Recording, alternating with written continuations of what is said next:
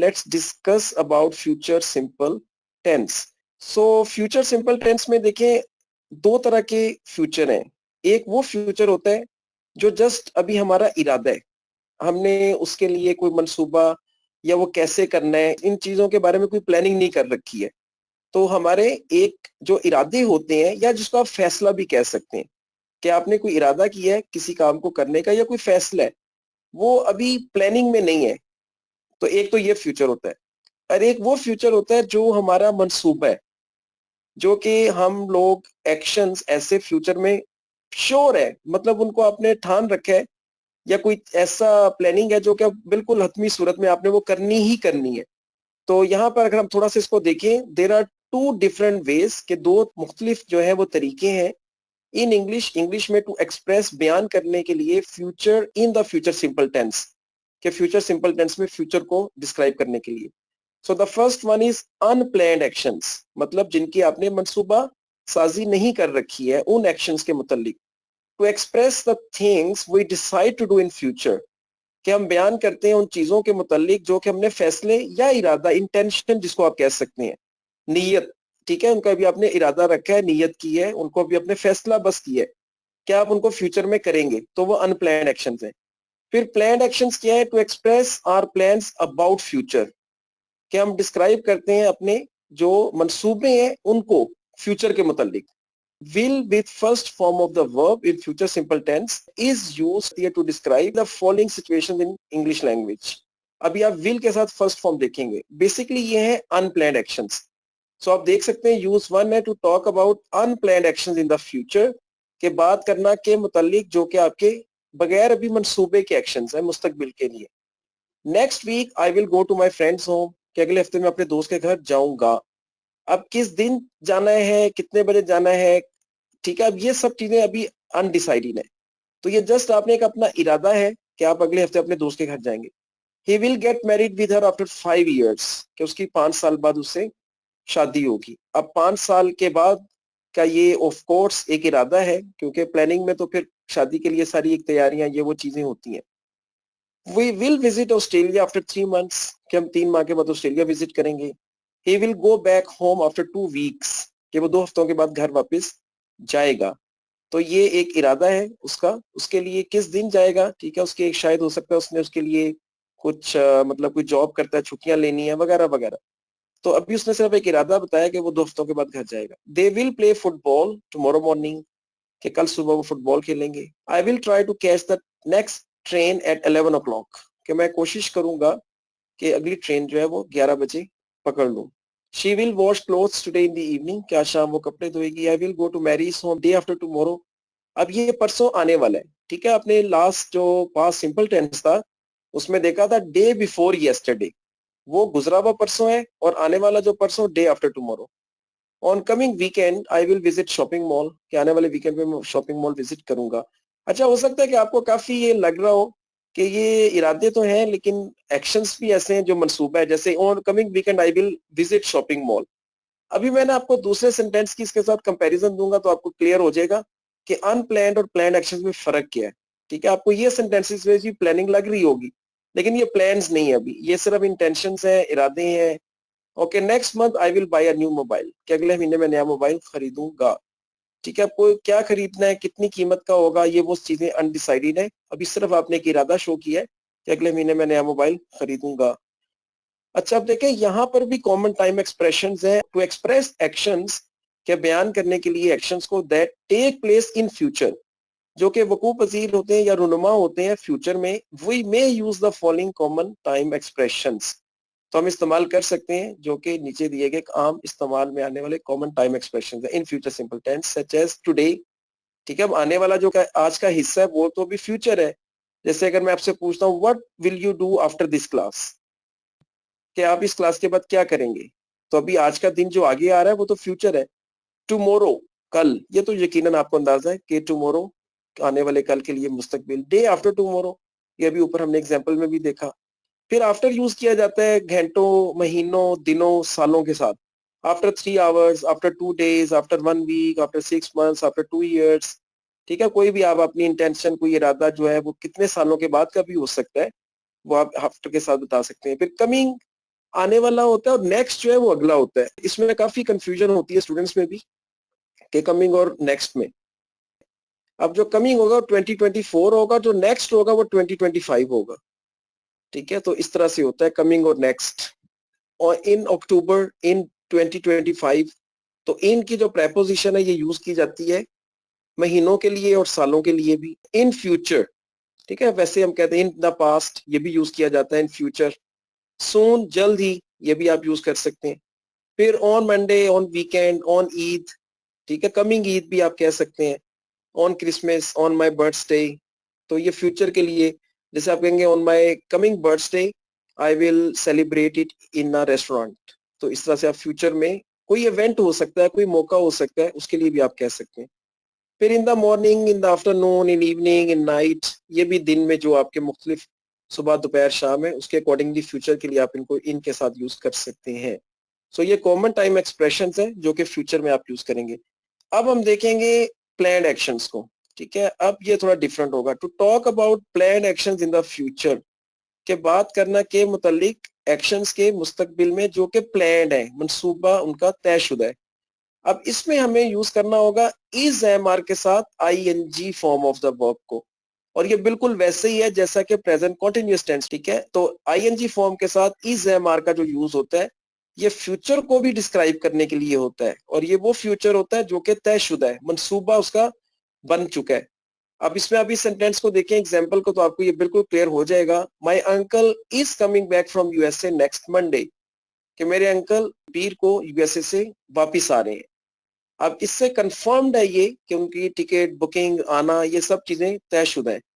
देखिए, अगर मैं इस सेंटेंस को इस तरह से भी कह सकता हूँ, my uncle will come back, ठीक है, वो फ्यूचर के लिए रेफर करेगा लेकिन वो एक अनप्लैंड होगा। उसके बाद हम नेक्स्ट एग्जांपल्स देखते हैं। He is getting married in December, कि उसकी दिसंबर में शादी हो रही है, राइट।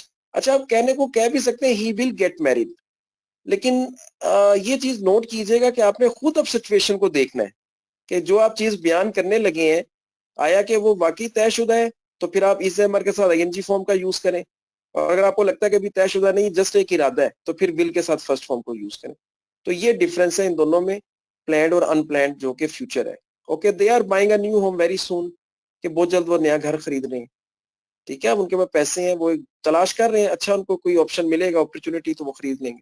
तो ये उनका अब एक ऐसा एक्शन है जिसके लिए वो कंफर्म्ड है, प्लान कर चुके हैं। वी आर विजिटिंग लाहौर जू टुमारो, कि कल सुबह हम लाहौर जू विजिट कर रहे हैं।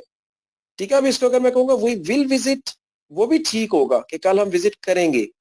तो करेंगे जो होगा वो अनप्लैंड होगा, और कर रहे हैं ये प्लान एक्शन होगा। We are having dinner tonight in a restaurant, कि हम आज रात रेस्टोरेंट में रात का खाना खा रहे हैं। वी आर ईटिंग भी कह सकते हैं, we are eating dinner, we are taking dinner. Ali is leaving his job next month, के लिए अगले महीने अपनी नौकरी छोड़ रहा है।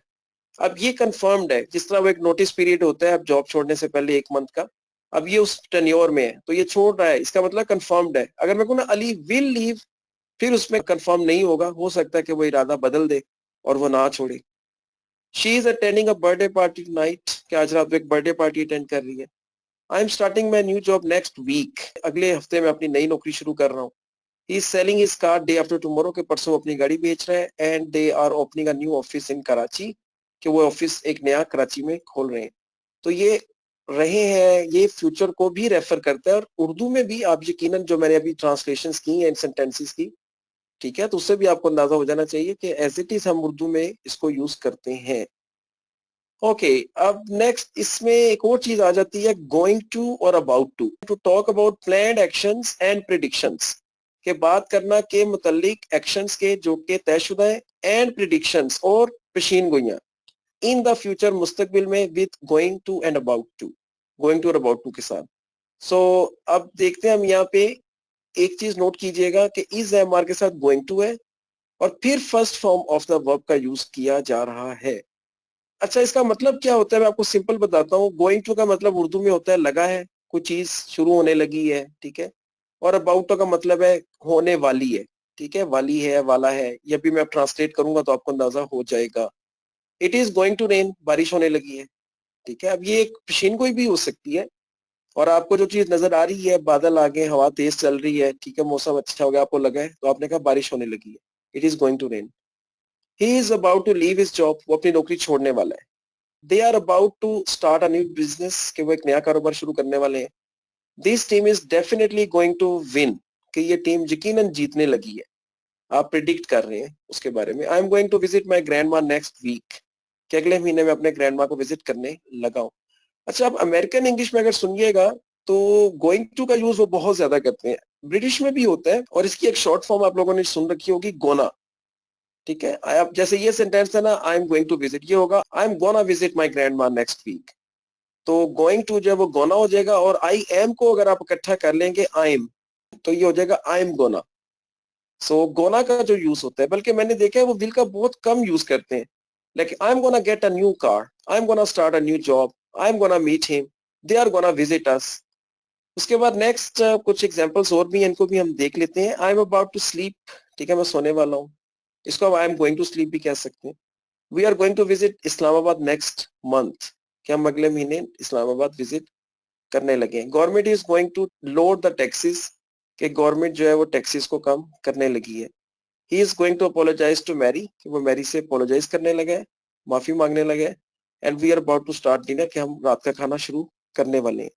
ओके, सो ये हमने देखा गोइंग टू और अबाउट टू का। अब हम आगे देखते हैं कुछ और यूज विल के साथ फर्स्ट फॉर्म का। टू टॉक अबाउट प्रोमिसेस, के मुतालिक बात करना वादों के। डिटर्मिनेशन, जो कि आपके मुसम्मम या जिसको पक्का इरादा कहते हैं।